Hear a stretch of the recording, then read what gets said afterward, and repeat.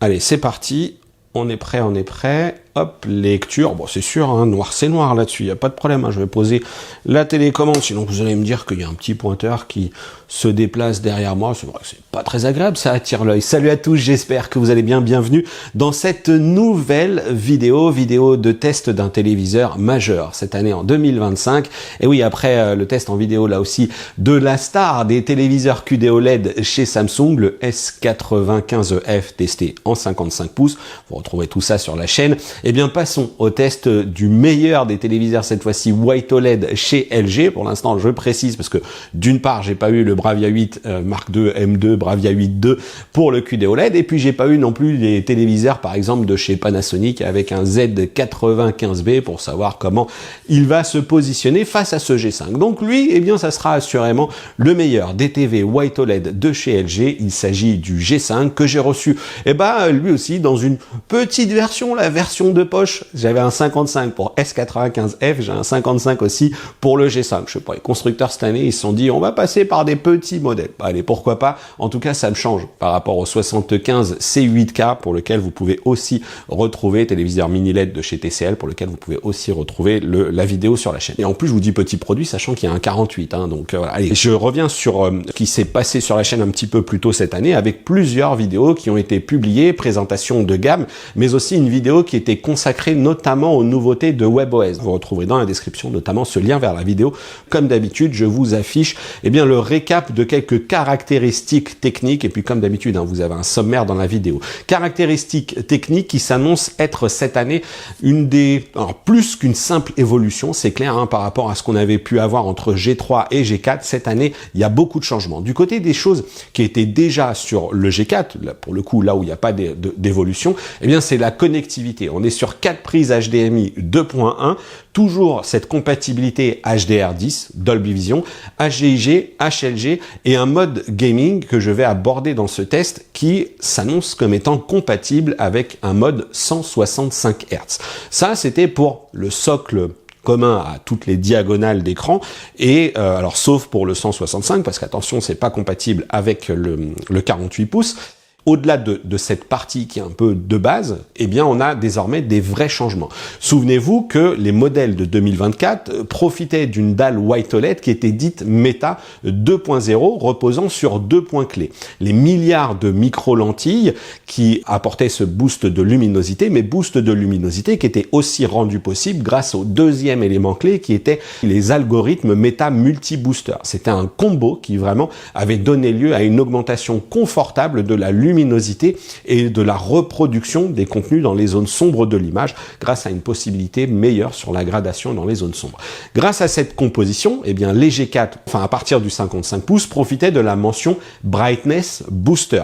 Mais c'était entre guillemets, une évolution entre G3, qui avait déjà une dalle avec des micro-lentilles, et un G4 qui débarquait avec toujours des micro-lentilles, avec des formes un petit peu différentes, mais une composition, un travail sur le panneau qui fait que c'était encore plus lumineux. Entre G4 et G5, l'évolution est plus importante, puisqu'il est désormais question ici d'une évolution structurelle de la dalle White OLED. On retrouve toujours la dénomination Meta, en l'occurrence Meta 3.0, mais adieu les micro-lentilles et place au procédé qui est appelé OLED Primary RGB Tandem, qui se compose de 4 couches de matériaux organiques. Et oui, ils ont enlevé les micro-lentilles au profit d'une décomposition des couches assez différentes. On a une couche de rouge, une couche de vert et 2 couches de bleu. Les émetteurs rouge et vert, ils sont de type fluorescent. Les émetteurs bleus sont de type phosphorescent et ils sont moins performants, moins efficaces que les émetteurs phosphorescents. Et donc c'est pourquoi, pour conserver et augmenter cette luminosité, eh bien LG Display, en l'occurrence, a ajouté 2 émetteurs bleus, mais toujours phosphorescents. Je vous avais fait une vidéo d'explication sur ces dalles LG Display Tandem Primary RGB OLED, aussi appelé White OLED de 4e génération ou encore White OLED 4 stack, si on est toujours sur des émetteurs bleus phosphorescents et non fluorescents, plus efficace, hein. Vraiment on nous parle je crois de 25% de performance en plus pour ces émetteurs fluorescents versus les phosphorescents, bah ça laisse une marge de progression disponible pour les prochaines générations de téléviseurs de chez LG Co, pour tous ceux qui adopteraient les panneaux de chez LG Display. Et d'ailleurs, dans la prochaine génération qui pourrait être présentée par LG Electronics, donc peut-être au moment du CES 2026, on pourrait avoir des séries G6 par exemple, et peut-être une série C qui intégrerait désormais cette technologie de panneaux méta, donc des panneaux à 4 couches, avec cette fois-ci une forme de combinaison un peu hybride, c'est-à-dire que l'un des émetteurs bleus pourrait être fluorescent, l'autre phosphorescent, sachant qu'il y a toute une logique de procédé de fabrication. La fabrication, elle n'est pas assurée par LG Display, c'est une société américaine qui s'en occupe, et eux avaient encore des blocages sur le process de fabrication là-dessus. Donc voilà, parenthèse refermée, mais clairement on est dans une structure de panneaux totalement différente par rapport à ce que ça pouvait être entre évolution G3 versus G4 et G4 versus G5. Tout ça pour en arriver à quoi? À une promesse, côté LG Display bien entendu, parce que les intégrateurs, LG Electronics en l'occurrence ici, n'évoquent que très très rarement de la luminosité, voire même jamais de valeur. Et donc la promesse c'était un pic de luminosité à 4000 nits. Là-dessus, Samsung Display avait répondu avec sa technologie OLED. Nous aussi, on sait faire du 4000 nits. Tout ça, attention, c'est du pic de luminosité, mais genre en mode flash peak à 3%. Là aussi, je vous ai fait une vidéo où je vous montre en plus le tableau qui nous explique à comment redescend ensuite la luminosité pour aller naturellement sur une logique de luminosité en pic à 10%, celle qu'on communique le plus dans les vidéos, à quelque chose de bien moins important. Vous aurez de toute façon la vidéo consacrée au résultat des mesures, mais ce boost de luminosité qui est apporté, il va être tenu à 3% pendant un temps, puis à 3%, il va descendre, et ensuite il va continuer de descendre aux alentours des 2000-2300 pour un pattern à 10%. Néanmoins, il y a eu ce boost sur le blanc, parce que ça c'est un pattern qui est important, c'est comme ça qu'on parle de la mesure, mais on sait aussi que dans toutes les évolutions de l'OLED, il y a aussi le challenge quant au volume couleur, sur lequel, on le sait, les dalles QD OLED sont meilleures par le fait de leur conception. On est sur des teintes plus pures, sur des trucs qui vont plus loin dans le volume couleur. Et sur le White OLED, eh bien, c'était aussi l'une des promesses. Allez continuer de challenger ça en offrant donc ce meilleur volume couleur, mais une meilleure luminosité aussi pour la partie couleur, avec un passage pour un G4 qui était relevé en l'occurrence ici par LG Display, à nouveau annoncé à 1500 nits maximum pour les couleurs. Et bien sur le G5 on passerait sur du 2100 nits. Donc vous voyez un peu cette dalle Meta 3.0 à quel point elle évolue, mais bien entendu ça c'est la promesse technologique de la part de LG Display, et ensuite chacun des constructeurs, Panasonic, Philips TP Vision et LG Electronics, eh bien tous ceux qui adoptent ce panneau haut de gamme, eh bien y associent ensuite leurs petits ajustements, etc. Mais attention, il y avait aussi un autre truc qui était très très important et qui ne vous a pas échappé d'ailleurs sur la communauté. Vous êtes plutôt initié, et puis c'est un truc dont je vous parle aussi, c'est que c'est bien de se parler de valeur flash peak dans des modes complètement délirants à 4000 nits, qu'on peut vérifier ou non en fonction des appareils de mesure, mais ce qui est surtout important, c'est de savoir comment ça se comporte sur la luminosité à 100%, et là aussi ça progresse plutôt bien. Donc du coup on a une image qui est plus lumineuse sur l'intégralité, sachant que de toute façon on a plus de ressources, et que quand on voit ce genre de choses, ouais, c'est assez sublime.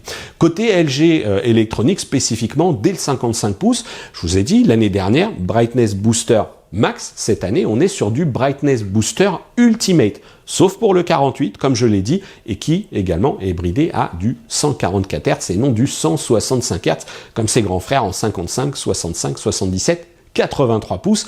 Et pour tous ceux qui auraient genre 20 000 € à dépenser, il y a toujours ce très très très grand 97 G5 qui est lui doté d'une dalle OLED Evo, c'est pas du Meta 3.0, et qui est compatible avec du 120 Hz. Autre évolution au-delà de cette dalle, c'est le processeur. On est sur une puce Alpha 11 Gen 2, qui elle aussi est annoncée comme étant plus performante, notamment sur le traitement de tout ce qui concerne l'intelligence artificielle. On va voir que WebOS notamment intègre beaucoup de choses sur l'IA, et puis il y a l'IA qui vient intervenir aussi sur toutes les logiques de traitement du signal audio et vidéo, avec cette base que sont les Neural Processing Unit, les fameux NPU, et puis on a un boost sur la partie CPU qui est annoncé comme étant 1,6 fois plus rapide, et un boost de 3,4 fois pour la partie GPU. Oui, c'est un SoC, grosso modo, System on Chip, qui évolue assez considérablement.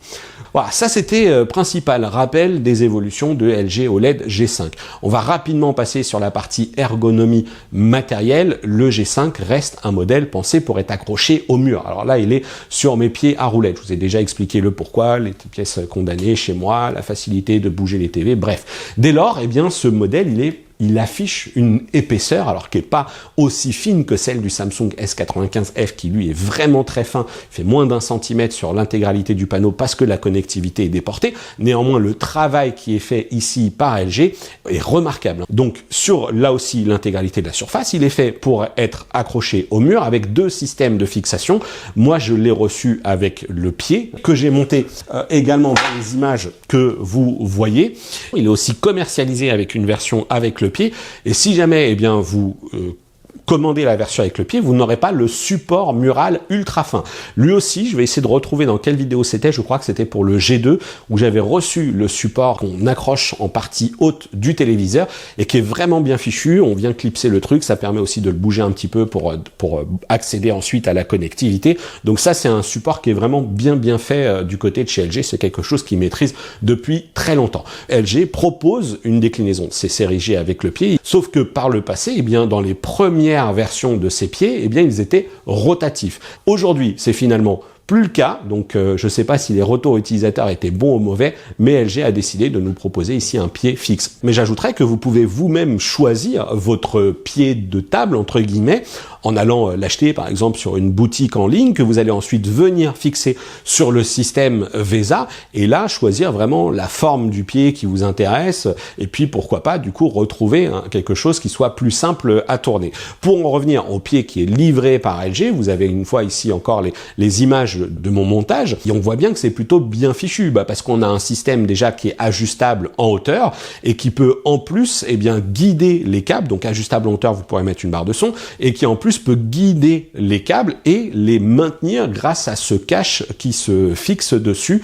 Et pour ce réglage en hauteur, là où je pense que c'est d'autant plus important pour le G5, c'est que clairement ce modèle, il ne fait pas partie des meilleurs modèles sur la partie audio, notamment en lien, je pense aussi avec sa finesse, mais je trouve quand même que Samsung, qui pourtant fait un truc plus fin, ces systèmes un peu d'actionneurs arrivent à faire quelque chose de mieux sur son S95 que LG ici avec son G5. En tout cas, pied réglable en hauteur, vous allez pouvoir greffer une barre de son. Et là-dessus, c'est aussi un événement du pourquoi je vous dis régulièrement, venez nous voir sur le Discord. On a Chris Dea qui, lui, a partagé son expérience avec le système audio LG S70TR qui permet notamment de profiter de la fonctionnalité Wow Orchestra. Donc, n'hésitez pas à venir jeter un coup d'œil sur le Discord et prendre comme ça, partager les avis. Allez, je prends ici la télécommande qui finalement, côté ergonomie matérielle, elle évolue bien plus que le téléviseur. Vous le voyez, elle est plutôt élégante avec des lignes carrées. Moi, je trouve ça plus moderne.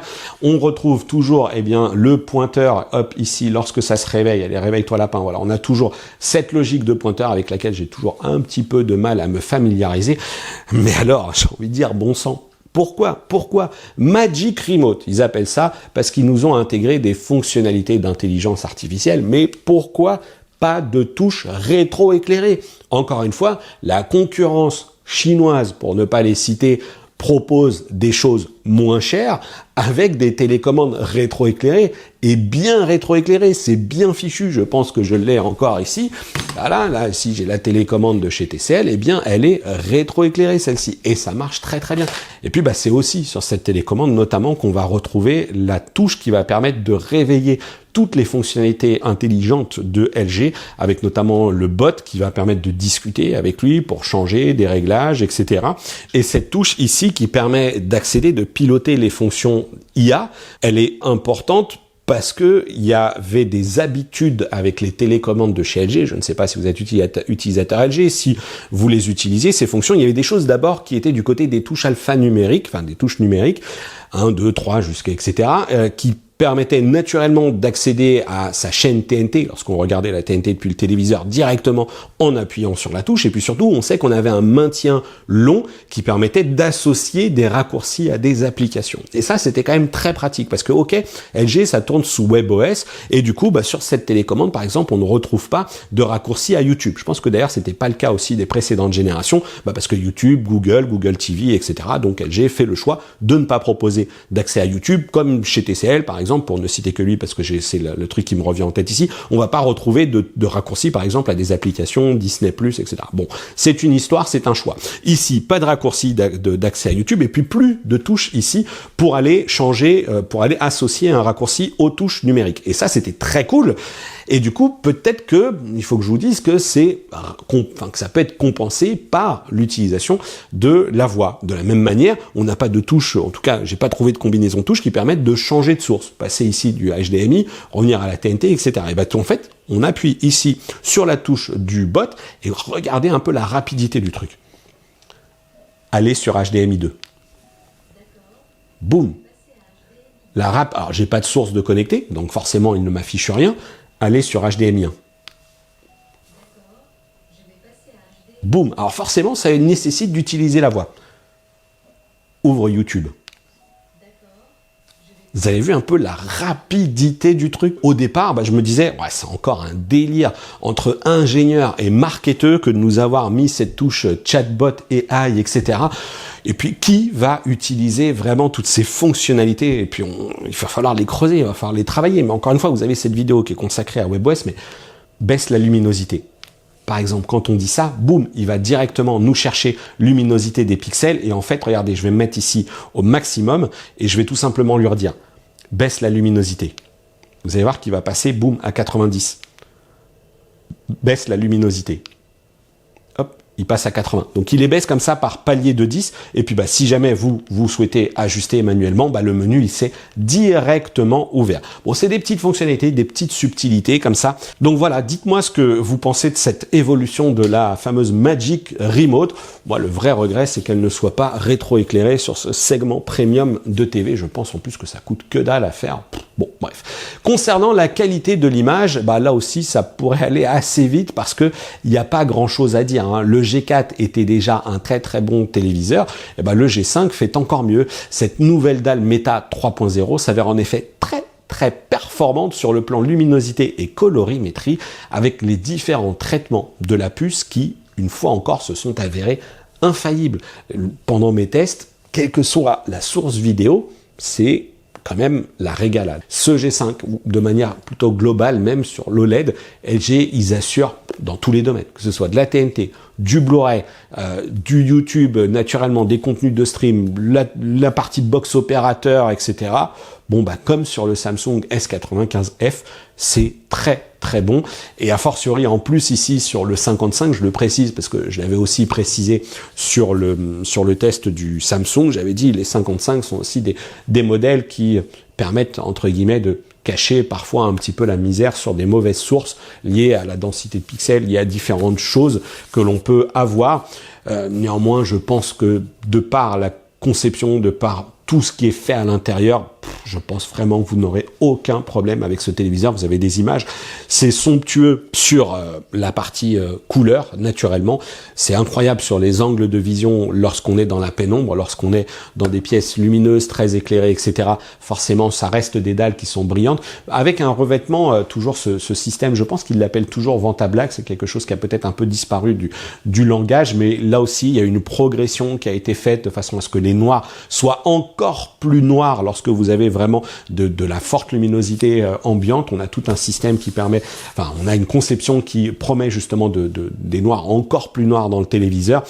Donc franchement, je sais même pas quoi vous dire d'autre parce que vous avez encore une fois les images et le boost de luminosité qui est apporté, puisque maintenant, comme j'avais commencé à le dire, on est sur une luminosité qui est de l'ordre de plus de 2200 nits avec cette mire à 10%. mais il n'y a pas de débat, enfin il y a même pas besoin de se prendre la tête. Je pense pas que quand on va en magasin et qu'on dépense entre guillemets autant dans ce type de téléviseur, on se pose des questions sur vais-je être déçu par le traitement. Il y a une multitude de choses qui sont faites là-dedans, comme chez d'autres marques, hein, et qui justifient aussi les tarifs, qui justifient l'expertise des constructeurs historiques comme ça, les fameux AI Director Processing, tout ce qui est Object Detection aussi dans les scènes pour savoir comment les traiter, savoir comment upscaler une chose plutôt qu'une autre, savoir traiter l'audio aussi, c'est un élément qui a beaucoup été mis en avant par LG dans le cadre des présentations au CES. Ils disaient vraiment que ça a fait partie de tout un volet de travail, c'est le traitement des voix,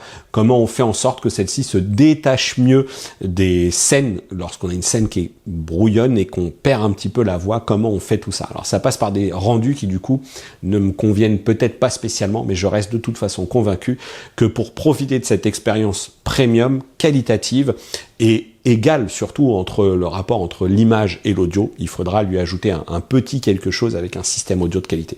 Et alors maintenant que je vous ai dit ça, que vous avez vu des images assez sublimes, il faut bien le reconnaître, hein, quitte à adapter le cadre, limiter les risques de reflets, eh bien il faut quand même qu'on se parle de petits éléments de comparaison. Alors pas forcément avec du LCD mini LED, parce qu'on commence à connaître sur la chaîne, je pense, les avantages des uns et des autres, hein, en matière de luminosité notamment, mais on sait que la perception sur l'OLED est plus dynamique parce qu'on a un ratio de contraste qui est très très très fort, une capacité à produire du noir, une capacité à produire des lumières spéculaires qui est assez intense, hein. Quand on voit ça clairement, bah, ça envoie très très fort, mais dans l'absolu, la technologie LCD mini LED monte plus haut sur du 10%, monte plus haut sur l'intégralité du panneau aussi à 100%, donc voilà, donc on va mettre ça un petit peu de côté et on va plutôt aller le comparer à son challenger, enfin l'un d'eux de cette année, mais que j'ai reçu en test, à savoir le QD OLED 55 S95F de Samsung. Petit rappel pour qu'on puisse percevoir, pour que vous puissiez palper un petit peu l'évolution, le G4, j'ai repris mes mesures et j'étais sur une mire à 10% en luminosité à 1695 nits.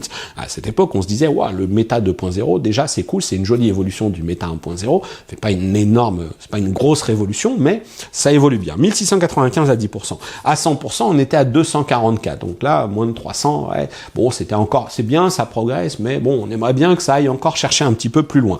Des CIP3, on était à 95%, et là, ouais, bon, c'est pas foufou. Vous pouvez aller chercher du 98-99%, ce serait plutôt cool, sachant qu'en face, on avait quand même un Samsung QD OLED qui était meilleur et qui était bien meilleur même sur la couverture du BT 2020, puisqu'on était aux alentours des 80-82%, là où un LG eh bien, faisait du 72% avec le G4. Donc le constructeur LG, bon bah en retrait par rapport à un Samsung. Et en 2025, eh bien la donne change et de manière assez significative. Le S95F que j'ai reçu, attention, en 55 pouces, à 10%, la luminosité c'est 2102 nits. C'est ce que j'ai relevé en tout cas pour mon modèle de test. Mais alors quand je vous dis que à 10%, le G5 lui fait 2429 nits, bah forcément, la LG, boum, repasse devant, prend la tête, en tout cas, à titre de comparaison, sur le 55. Et par contre, quand on prend la mesure à 100%, le LG OLED G5 est à 387 nits et le QD OLED, lui, est à 438 nits. Donc il y a finalement dans la perception, il n'est pas impossible que le Samsung semble plus lumineux. Il aurait fallu que j'ai les deux au même moment, à un instant T, avec les mêmes contenus, etc. Mais voilà, il y a peut-être des choses qui vont se passer. Après, on sait que chez Samsung, il y en a qui disent « Ouais, pas de Dolby Vision, moi j'y vais pas ». Puis ensuite, on a un mode DCI, enfin, on a une couverture du DCI-P3 qui est désormais à 99% sur le LG OLED G5 et qui est à 99,9% sur le S95F. Et puis enfin, on est sur 82% de couverture du BT 2020 pour le G5, donc c'est une belle remontada de la part du G5, sauf que eh bien Samsung reste en tête avec un 89% du BT 2020, c'est en tout cas ce que relève la sonde. Et puis sur la partie fidélité des couleurs, ce G5 est parfait, puisqu'on est sur un Delta E moyen, Delta E 2000 moyen, relevé à 1,59 en mode HDR, et alors ça, ok, on est plutôt très tranquille sur ce sujet. Donc, bah, rien à dire, regardez un peu, c'est spéculaire ici avec les gratte-ciel, c'est incroyable. Il faudrait juste qu'on ait un système audio qui pètent un petit peu plus, qui sont un petit peu plus dynamiques, parce que là, 4.2, 60 watts, c'est pas foufou dans la reproduction. Donc voilà, dans l'ensemble, une expérience cinéma, multimédia, série, contenu en streaming aussi très réussi, parce qu'en plus, eh bien, ces marques-là, elles sont de plus en plus focalisées sur comment on fait de l'upscaling de contenu en provenance des services de streaming, etc. Donc il y a un vrai soin qui est apporté à tout cela et qui paye. Ça paye vraiment de manière très intéressante et très bénéfique. Donc en même temps, il y avait assez peu de questions à se poser. Bon, on va se parler de gaming. Et là aussi, c'est encore un autre des sujets où LG gère son affaire.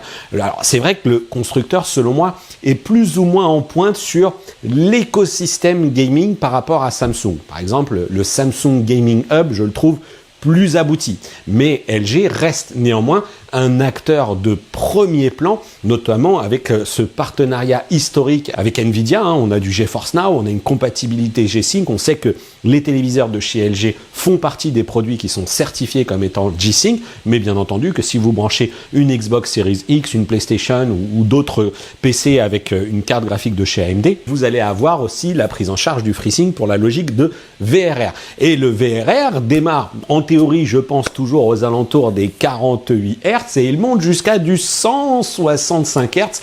Donc ça, c'est ce qui était annoncé par LG Electronics grâce à le fameux Display Stream Compression, ce fameux DSC. Bah oui, parce qu'en fait, l'interface HDMI 2.1, elle est limitée à un certain débit, en l'occurrence ici 48 gigabits.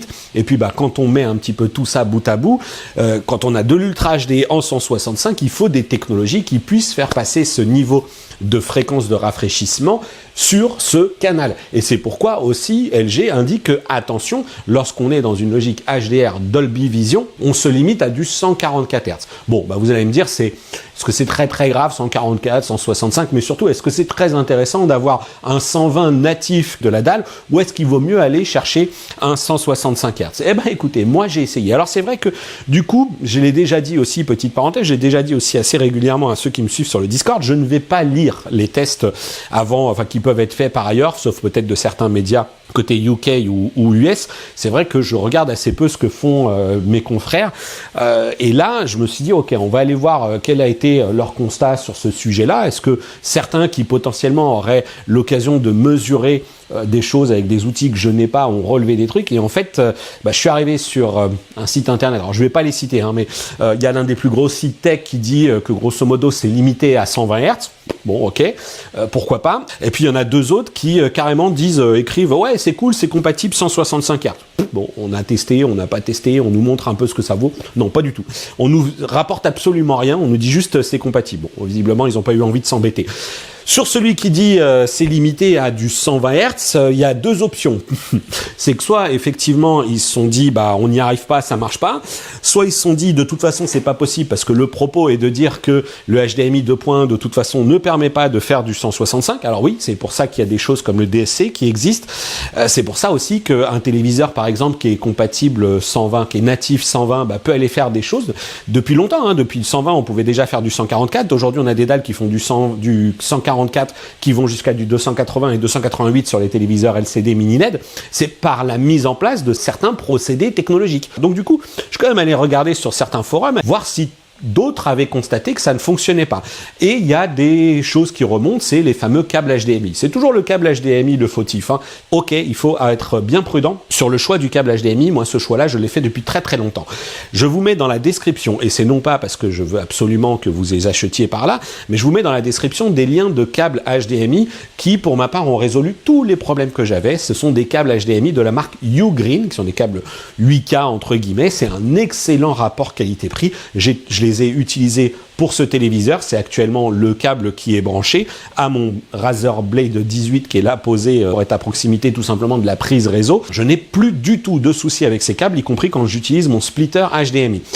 Donc ça marche bien. Mais si jamais vous voulez aller vraiment plus loin, eh bien sachez que j'ai également testé ça avec des câbles de fibre optique pour une distance de 5 mètres. Donc ça, c'est aussi quelque chose que je suis en train de tester. Puis ça, c'est un câble 8K également qui date un petit peu plus, mais ça marche très bien. Donc une fois qu'on a fait le bon choix du câble HDMI, qu'on a connecté tout ça, etc., bah, il faut laisser faire la technologie qui est dans la carte graphique. Ici, en l'occurrence, une Nvidia 4090, à ceci près ensuite qu'il faut se rendre dans les menus pour aller l'activer, ce mode 165 Hz, et dans les menus ça passe ici donc par l'optimiseur de jeu, puisque là on avait la game bar qui était affichée, je vais y revenir tout de suite. Et pour le coup là, ça c'est vrai que c'est une des lenteurs du système ici WebOS, hein, parce que bah voilà, on voit que allez, ça prend du temps, le voilà. En même temps j'ai l'impression qu'il a de plus en plus de choses à charger. Voilà, donc ici vous avez cette fréquence de rafraîchissement variable qui communique en direct avec mon ordinateur. Je vais aller choisir ici les styles de jeu si je le souhaite, FPS, etc. Mais je vais y revenir pour aller tout de suite me focaliser avec ce qui se passe tout en bas. Hop, allez, ah ouais, c'est vraiment lent là. Comment ça se fait? Ah oui, je sais pas ce que je suis passé dans l'audio. Voilà, hop, je redescends désormais, donc j'ai toutes les options qui vont s'afficher ici. J'ai activé l'option de renforçateur de l'input lag. Franchement, la mesure de l'input lag, je suis vraiment pas sûr que ça soit nécessaire de vous la montrer. On est à moins de 10 millisecondes, donc il n'y a plus de débat depuis longtemps chez LG sur cette partie input lag. Et voilà, et donc là, on commence à atteindre dans les options qui nous intéressent, qui vont être toutes ces options pour optimiser la fréquence de rafraîchissement variable, l'auto-low latency mode pour réduire le temps de latence à la prise. Et donc, on a là ici le fameux mode 165 Hz que l'on peut activer. Bouf, ça fait un petit pop-up, enfin, ça fait un petit changement dans Windows. Et puis, c'est parti, on y va, on attaque. On est en direct sur du 165. Alors, est-ce que ça change réellement l'expérience gaming? Vous avez là mes images de moi qui me fait complètement déglinguer sur les serveurs parce que je suis tombé sur une partie bien chargée, et clairement là c'est moi le coupable, au sens où vraiment j'en mets pas une. Je me fais déglinguer, je me fais bien avoir. Bref, je ne joue pas très bien, mais pour autant le feeling, le ressenti au moment où je joue est excellent. Et pourtant, ceux qui me suivent le savent, j'aime aussi beaucoup la reproduction des téléviseurs LCD et mini LED a fortiori qui sont capables de monter sur du 144 et désormais aussi sur le 165. Bien que j'ai reproché au 75 C8K d'être un peu fadasse sur la colorimétrie, si vous avez vu le test, bah là, tout ça, c'est clairement pas le cas sur ce LG OLED G5 parce que c'est punchy, c'est contrasté, c'est lumineux, c'est ultra fluide, et puis surtout on sait que cette technologie OLED, puisque ce sont des pixels auto-émissifs, et bien que la latence elle est quasi nulle, elle est instantanée.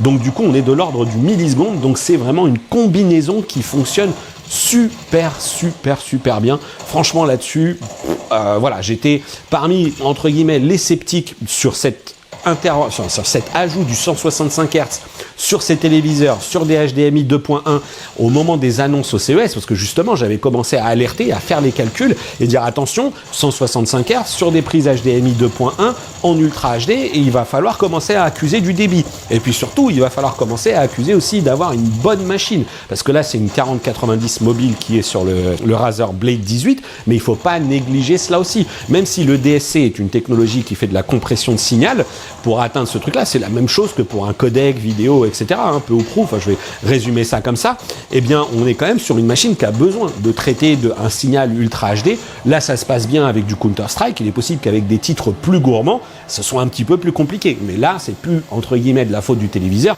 c'est de la faute de la source.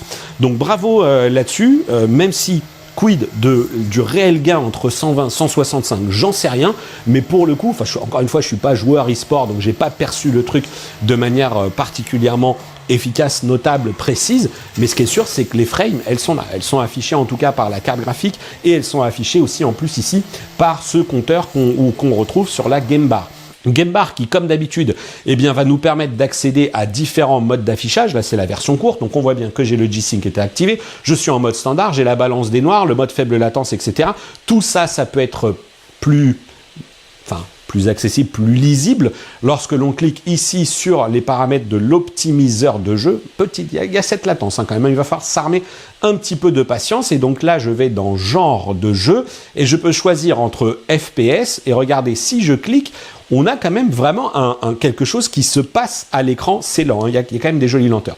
Je clique sur FPS. Alors là, du coup, il a remis mode standard. Allez, on va retourner sur FPS. On va lui laisser un petit instant. Est-ce qu'il fait quelque chose? Non, il faut que je valide. C'est dommage, parce que du coup, il faut que je valide pour qu'on voit que hop, hop, il pop un petit peu plus. Je retourne. Ouh là là, ça va m'agacer. Je retourne sur RPG. Hop, vous voyez, ça revient, enfin ça obscurcit un petit peu. Bon, je vais tout simplement le faire depuis le mode de la Game Bar parce que c'est un peu agaçant là de voir qu'il revient à chaque fois au menu en arrière. Donc voilà, donc, RPG, FPS, standard, utilisateur, sport, RTS, RPG, FPS. Voilà, donc ça c'est vraiment les quelques modes où j'espère que vous le voyez bien à l'écran. Je pense qu'il y a assez peu de doutes. Le FPS va déboucher un petit peu les zones sombres pour encore une fois faire apparaître vos ennemis dans la pénombre. Et puis on voit que ici, au niveau de la balance des noirs, qui se passe des petites choses. C'est essentiellement quelques-uns des réglages qui sont proposés. Ici, c'est la balance des noirs qui renforce plus ou moins les contrastes et le mode FPS qui vraiment débouche, entre guillemets, le plus les gris. Et ensuite, on a en plus le mode pièce sombre. Cette fois-ci, si vous le désactivez, eh bien, la dalle va être à son plein potentiel en l'occurrence, et si vous trouvez que c'est un petit peu trop dur pour vos yeux parce que vous êtes dans la pénombre, et bien là on a le niveau 1, niveau 2, voilà, là il est en off, regardez, ça monte, niveau 1, niveau 2, voilà, donc un petit raccourci également rapide pour abaisser comme ça l'intensité de la luminosité, parce que c'est pas du rétroéclairage, mais de la luminosité du panneau. Donc bien joué aux équipes d'LG pour la partie gaming, parce que je pense que je suis dans l'une des meilleures expériences pour l'instant de tous les produits que j'ai testés. Je ne néglige pas que c'était très cool avec les autres TV aussi, mais là, il y a un truc qui marche bien. 165, placebo ou pas, les chiffres sont là. Et contraste, dynamisme de cette image, ouais, c'est plutôt très très cool. Je vais éteindre l'ordi, puis on va passer à la partie logicielle. Bien, maintenant la partie ergonomie logicielle, je vous l'ai dit, je ne vais pas trop m'attarder là-dessus parce que j'ai déjà fait la vidéo dédiée à ce WebOS 25 et un WebOS qui évolue. Je pense que ça, c'est un point qui est à retenir et c'est finalement le point le plus important, c'est que LG semble être clairement le constructeur qui suit le mieux ses téléviseurs. Bon, il y en a quelques membres sur le Discord, notamment Olivier, je sais qu'il va regarder cette vidéo puisque c'est un test de TV LG, mais Olivier, lui, il a un téléviseur 8K, un QNED qui n'est pas tout récent, et pour autant, il semble qu'il reçoive encore pas mal de mises à jour de son produit. Alors, il y a des choses qui corrigent et des choses parfois qui déconnent. Pour le coup, j'avais d'autres utilisateurs qui avaient un série C, je crois, de mémoire l'an dernier, qui avait eu des petits pépins sur le déploiement d'une mise à jour. Ça a sans doute été corrigé parce que LG réagit finalement assez rapidement. Et c'est ça le principal point important, et c'est notamment ce qui est renfermé dans ce programme de mise à jour de 5 ans, avec ce programme Renew, qui est l'un des gros arguments. Je pense clairement que LG a été parmi les premiers, si ce n'est le premier même, je pense, à avoir lancé ça, et c'est très très bien. 5 années de montée de version, c'est cool. Désormais, on a vraiment l'impression qu'on achète un téléviseur avec un socle technique, avec cette partie processeur qui tient la route. Ici, ce Alpha 11 Gen 2, mais on a de l'Alpha 9 sur les autres Gen, sur les Alpha 9 et Alpha 7, également sur d'autres produits. Désormais, voilà, on a ces mises à jour qui tombent régulièrement. Le gros morceau cette année, c'était cette fameuse intelligence artificielle. J'en ai déjà montré quelques-unes des fonctionnalités qui étaient possibles, notamment grâce à la touche pour l'activer sur la télécommande. C'est pas du tout le genre de choses que j'utilise, je vous le dis, que ce soit par le biais de la télécommande ou que ce soit par le biais du système main libre qui est ici présent, parce que on peut l'activer pour qu'il fonctionne en mode main libre, et il suffit ensuite de dire Hi LG, HDMI 2. Voilà. Et donc il bascule sur HDMI 2. Pareil, je peux changer le volume, je peux ajuster la luminosité, tout plein de commandes dans ce genre-là. Et le gros avantage, comme on l'a vu ici, c'est que ça va très très très vite. Quand j'ai voulu lancer YouTube, etc., ça switch extrêmement rapidement. Hi LG. Regardez YouTube. Ah, du coup, il veut une mise à jour. Bon, très bien. Bon, du coup, ça va un petit peu... Oui, vraiment, je vous le dis, on a quand même de la mise à jour assez régulière sur tout ça. Allez, c'est parti. Hi LG. HDMI 2. allez, je te laisse te lancer, voilà, c'est reparti, et boum, ça rebascule. Donc là, on est vraiment sur quelque chose qui va vite, qui va très très vite. Mais pour ma part, j'insiste, c'est vraiment pas le genre de truc que j'utilise.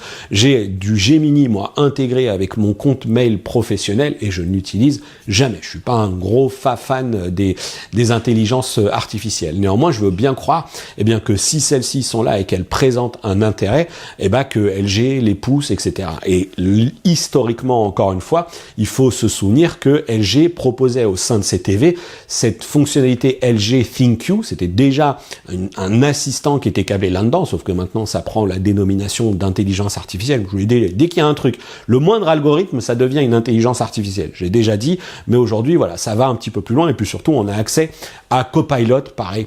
Moi, je connais pas du tout Copilot. Si vous avez des interrogations là-dessus, bah, allez voir plutôt quelqu'un qui se penche vraiment à ces IA, parce que bon, moi, c'est pas mon truc. En tout cas, il y a cette surcouche qui est là. Et est-ce qu'on peut lui dire Hi LG, que sais-tu faire? Que sais-tu faire? Voilà. Donc vous voyez que c'est pas infaillible. Microsoft Copilot. Voilà. Bon. Hi LG. Bonjour. Enchanté de vous. Hi LG.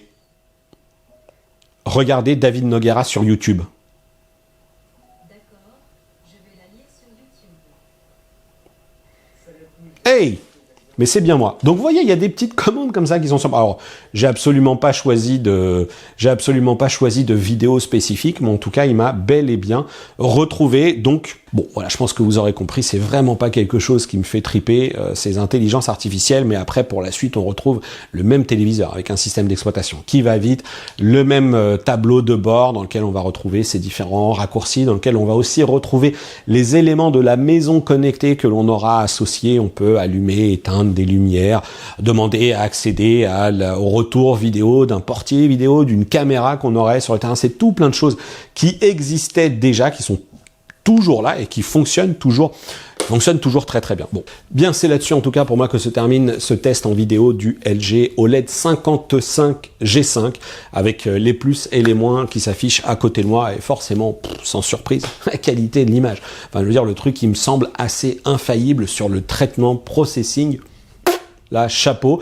Encore une fois, peut-être que vous aurez d'autres retours, peut-être que vous verrez des choses, mixer un petit peu les retours d'expérience, mais pour ma part, il ne m'a à peu près jamais déçu. Attention, l'OLED conserve certaines limitations par rapport à un bon téléviseur LCD mini LED, même si, en matière de puissance, attention, hein, ça, quand je vous disais tout à l'heure qu'on était, alors je reprends ma petite note, qu'on était sur l'intégralité du panneau à 387 nits, un TCL, parce que je reprends celui-ci, puisque c'est vraiment le modèle qui, sur 2025, je le sais, est très très courtisé, très très surveillé par différentes cibles d'utilisateurs, eh ben c'est 700 nits sur la mire à 100%. Après, le feeling, le retour est différent. Il est différent parce que là-dessus, il y a la logique de contraste, et puis il y a d'autres avantages, parce qu'on a une perception ici, là, quand le soleil il est ultra lumineux dans le petit coin, vous le voyez bien, parce que c'est tout l'avantage de l'OLED qui est de produire des spéculaires très intenses. Bon.